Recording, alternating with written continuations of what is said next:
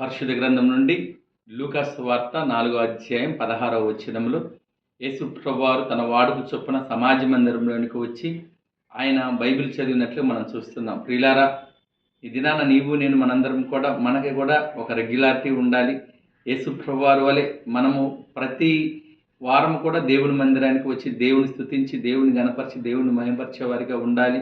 ఆయనకున్న వాడుక ఏంటంటే ఆయన ఎప్పుడు కూడా దేవాలయానికి వెళ్ళేవాడు.